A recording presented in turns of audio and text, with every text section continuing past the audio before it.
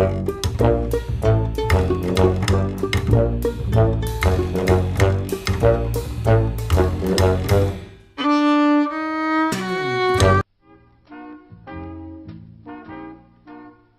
sommes à 2 km de Pamiers, sur la route de Belle-Pêche, où va s'élever un ensemble harmonieux de bâtiments qui seront prêts à être habités au mois d'octobre prochain. Ce sera le premier établissement d'enseignement agricole du département de l'Ariège, mais quel établissement? C'est ce que nous dit M. Valentin, son directeur.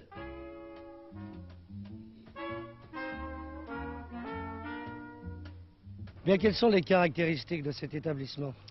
Bien, cet établissement était auparavant un collège agricole, c'est-à-dire avec un cycle 1 et un cycle 2, mais depuis très peu de temps, il a été adjoint à ce cycle 1 et 2, un cycle 3 qui fait de cet établissement l'ébauche en quelque sorte d'un lycée agricole. Ce lycée agricole est le seul établissement pratiquement du Midi-Pyrénées qui recrute au niveau de la classe de fin d'études ou après la classe de 5e des lycées d'enseignement général ou des collèges d'enseignement général. Cet établissement s'adresse donc à des jeunes de 13 à 14 ans révolus. Des dispenses d'âge sont cependant accordées et la principale caractéristique également, ce sont les débouchés que cet établissement peut offrir. Ces débouchés sont multiples, ils sont variés. Si vous voulez, nous allons reprendre cycle par cycle. Oui. Alors d'abord le cycle 1. Le cycle 1 débouche après 3 années d'études sur le brevet d'apprentissage agricole qui a l'équivalence dans l'éducation nationale au titre de CAP. Le cycle 2 est un cycle de 4 ans ou de 5 ans, de 3 ans ou de 4 ans qui conduit soit au brevet d'enseignement agricole, soit au brevet d'agent technique, qui lui encore n'a pas d'équivalence mais qui va en avoir une très prochainement. Et enfin le cycle 3 qui, après 5 années d'études, conduit au brevet de technicien agricole qui est sensiblement l'équivalent d'un baccalauréat agricole pratiquement. Bon, voyez, quels sont les débouchés? Les débouchés sont évidemment très différents en fonction des cycles. Le cycle 1 forme essentiellement des ouvriers qualifiés et de ce fait, les élèves diplômés retourneront vraisemblablement sur l'exploitation agricole. Ils pourront évidemment entrer dans certaines professions technico-commerciales, mais ces professions-là sont plus spécialement réservées à des élèves diplômés ayant terminé leur cycle 2 ou leur cycle 3. Quant au cycle 2 proprement dit, c'est un cycle d'agent technique, et là, dans les professions technico-commerciales ou bien dans les organisations professionnelles, crédit, mutualité, il est possible de trouver assez facilement des débouchés. Et finalement, le cycle 3, qui est pour ainsi dire le cycle long, là, permet d'embrasser des carrières administratives ou bien des carrières agricoles ou para-agricoles, des postes de conseiller agricole, de contrôleur des lois sociales en agriculture, de la répression des fraudes, de la mutualité, de la coopération. Et surtout, ce cycle 3 permet aux élèves diplômés de poursuivre leurs études vers l'enseignement supérieur et de préparer des écoles d'ingénieurs des travaux agricoles, par exemple de Bordeaux, ou bien alors les écoles nationales supérieures agronomiques. Cet établissement pourra recevoir 225 élèves, internes bien entendu. Les salles de cours seront spacieuses et sur de nombreux hectares environnants seront installés étables, porcheries, élevages agricoles, tandis que des champs d'expérimentation pourront être travaillés par les élèves. Ces bâtiments seront très modernes et les foyers et les halls d'accueil seront vastes. Les jeunes gens qui se décideront à embrasser une carrière agricole sauront qu'ils recevront bien entendu un très bon enseignement, mais encore qu'ils vivront dans un confort fort appréciable. Les maîtres, le directeur et le personnel logeront également sur place, cependant qu'un gymnase et un grand auditorium seront bâtis près de ces bâtiments d'enseignement.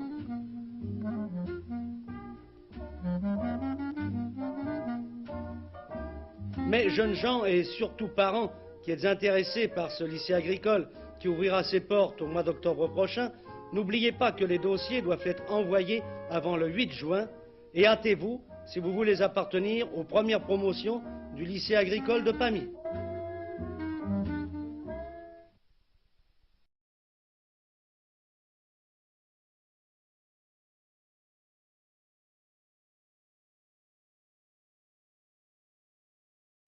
Tout d'abord, je dois préciser que l'enseignement agricole s'apparente beaucoup à l'enseignement dispensé dans les lycées, les CES et les CEG. Nous y retrouvons toutes les matières d'enseignement général, avec cependant une orientation nettement déterminée vers la biologie animale et végétale. D'autre part, une formation technique approfondie est donnée également à tous nos élèves, et par ailleurs, cette formation technique est approfondie sur le terrain d'exploitation que possède chaque établissement. Également, nous avons des activités physiques et sportives et l'éducation culturelle. Ceci est possible grâce à constructions nouvelles qui ont été faites dans tous les établissements, en particulier à l'ampleur donnée aux socioculturels. Et si vous le voulez bien, nous allons tout de suite passer à la visite des laboratoires de biologie. Nous avons étudié plusieurs insectes, nous avons étudié spécialement les ailes et le vol, la marche et le saut. Mais aujourd'hui, nous allons étudier les pièces buccales des insectes. Car nous avons vu au cours des leçons que les pièces buccales comprenaient toujours combien de parties? Élève Ballester? 6 parties. 6 parties, lesquelles? Les énumérer, s'il vous plaît. Le labre. Le labre, qui est la lèvre? La lèvre supérieure. Ensuite. Les mandibules, au Ensuite. nombre de 2. Les mâchoires, au nombre de 2. Ensuite. Et une lèvre inférieure. Et lèvre inférieure que l'on appelle? Labium. Bon, ne pas confondre le labre et le labium. Donc, vous avez remarqué que les insectes ont des pièces buccales toujours en même nombre, c'est-à-dire combien? 6. Mais si ces pièces buccales se ressemblent en nombre, est-ce qu'elles ont le même aspect? Non, ça dépend. Bon, elles n'ont pas le même aspect. Voici donc un exemple de cours de biologie animale. Mais la biologie végétale tient aussi une place importante dans des laboratoires neufs, bien équipés, bien éclairés, et les élèves étudient maintenant une feuille de houx au microscope. Mais leur reconnaissance des végétaux ne se fait évidemment pas uniquement en amphithéâtre ou en laboratoire, et maintenant leurs professeurs les interrogent sur leurs herbiers. Regardez, bon, vous avez déterminé une plante là. Une veste? Oui, une veste. Quel est l'intérêt de ces vestes là? Est-ce qu'il y a des indications dessus déjà? Dans les champs? Oui, c'est-à-dire Une papillonacée? Oui, famille des papillonacées. Bon, on va le voir ça tout à l'heure, mais quel est l'intérêt des vestes? Ça peut faire. Les fourrages? Oui, le fourrage, Pour c'est une plante l'alimentation. fourragère qui vit dans les prairies. Bon, vous savez que les vestes, il y en a diverses espèces. Là. Oui, ça appartient à la famille des papillonacées. Qu'est-ce qu'il y a de cette veste? L'intérêt des vestes. Vous voyez que vous ne l'avez pas ramassé au fond, là. C'est une légumineuse? Oui, c'est une légumineuse. Et au fond, évidemment, oui, Sur la racine, vous avez ramassé une racine, là. Qu'est-ce qu'on aurait vu? Les nodosités, enfin. Les nodosités, oui. Hein. La géologie tient aussi une place importante et la projection de diapositives permet des cours. Une diapositive est généralement commentée pendant un quart d'heure. Pour l'instant, nous assistons d'abord à l'étude d'un gisement de pétrole, puis à la formation de ce pétrole, enfin à l'étude des micro-organismes à l'origine de ce pétrole. Et maintenant, passons au laboratoire de physique. Mesure de la chaleur massique du fer. Premièrement, il faut déterminer la masse M du solide. Pour cela, il faut utiliser la double pesée. Deuxièmement, il faut porter ce solide à la température T degrés, température de l'eau bouillante. Troisièmement, il faut déterminer la valeur en eau du calorimètre. Pour cela, peser le calorimètre. Quatrièmement, il faut introduire de l'eau dans ce calorimètre, déterminer la masse M de l'eau, noter la température initiale T0, ensuite plonger le solide dans le calorimètre et noter la température finale T. On calcule ensuite la chaleur massique C du fer. Bien, terminons maintenant par la leçon de chimie consacrée à la préparation de l'eau de chaux. On chauffe d'abord du calcaire, un morceau de craie en l'occurrence, pour obtenir de la chaux vive. En versant de l'eau dessus, on obtient de la chaux éteinte qu'on appelle du lait de chaux. En filtrant, on arrive à l'eau de chaux limpide qu'on peut par exemple doser avec un acide et on peut également pratiquer des expériences avec des indicateurs coloris. Et précisons pour terminer que ces matières sont enseignées dans toutes les classes des lycées agricoles.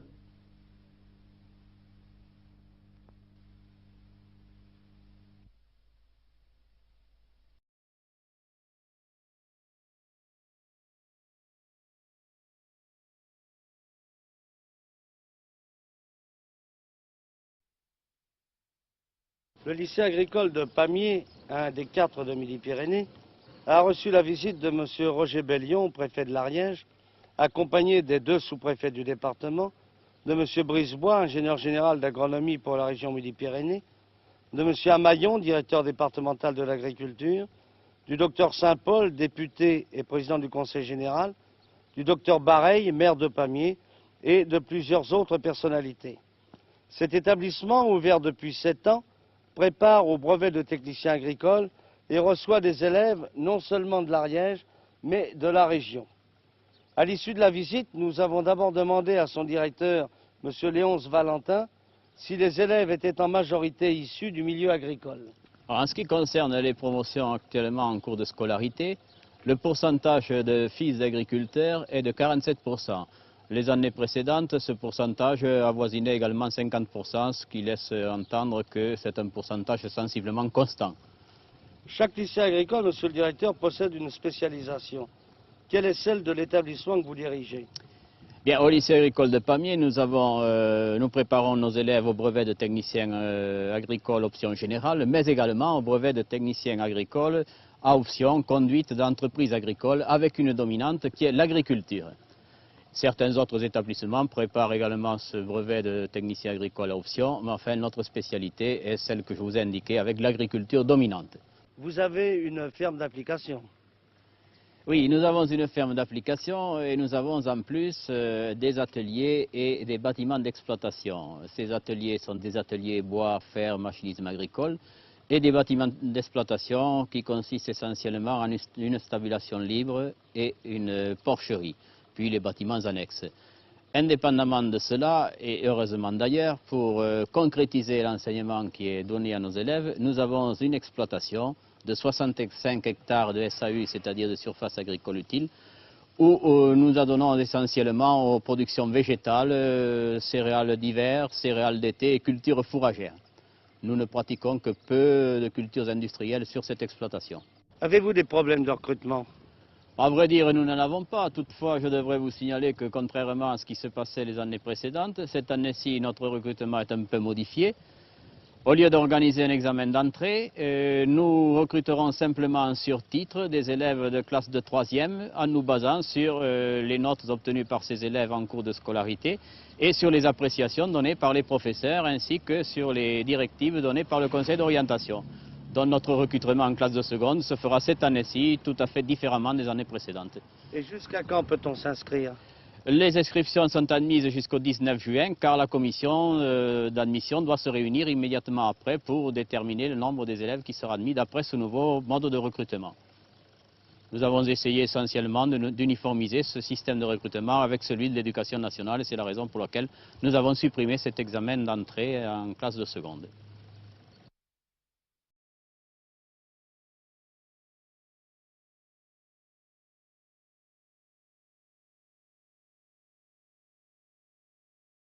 Voilà, et passer son baccalauréat est bien sûr l'un des tout premiers facteurs d'insertion et d'intégration. Les épreuves, vous le savez, vont commencer dans un mois. Les candidats ont déjà, pour certains, passé quelques épreuves facultatives, car les options, vous le savez, sont maintenant très diverses. Et par exemple, les élèves de ce lycée agricole de Pamiers dans l'Ariège espèrent glaner quelques points grâce à l'épreuve de pêche. Catherine Monnier et Perrine Mislange les ont suivis. Très bien. Une salle d'examen inhabituelle pour une épreuve insolite. Ces candidats au bac sont en pleine évaluation pratique de leur option pêche. Ce que je vais te demander, c'est pas d'être précis sur la distance. Ce que je vais te demander, c'est vraiment d'être précis sur l'axe. Monter une canne ou une ligne, assurer des lancers, pour ces élèves, c'est un plaisir, mais c'est aussi un objectif. Il y a quand même des points pour le bac, il y a un enjeu. Je suis pas dupe, bien sûr. Eux, ils gagnent des points. Mais mon objectif à moi, c'est de les rendre amoureux de ces milieux-là, qui ressortent en ayant une envie d'y retourner, quoi. Mais avant cela, il y a aussi l'écrit, avec 3/4 d'heure pour plancher sur des questions telles que... Peut-on pêcher du poisson blanc toute l'année en seconde catégorie? Citer 4 espèces de poissons qu'il est possible de pêcher au coup. Moi, je ne l'ai pas trouvé personnellement difficile. Allez, vous me ramenez les copies. Alors, combien de points d'avance gagnés? Ces candidats devront attendre le bac pour le savoir, mais sans devoir visiblement trop s'inquiéter. Ça reste une matière aussi, quoi. Après, je suis pas difficile, on va dire. Bonne note ou pas, cela n'entamera pas la passion de ces pêcheurs candidats, ni leur envie de belles prises. Oh oui, une grosse truite. Ou dans les lacs de montagne, des saumons, des gros saumons, des gros poissons. Dans l'immédiat, ils espèrent éviter la repêche grâce à leur option bien particulière.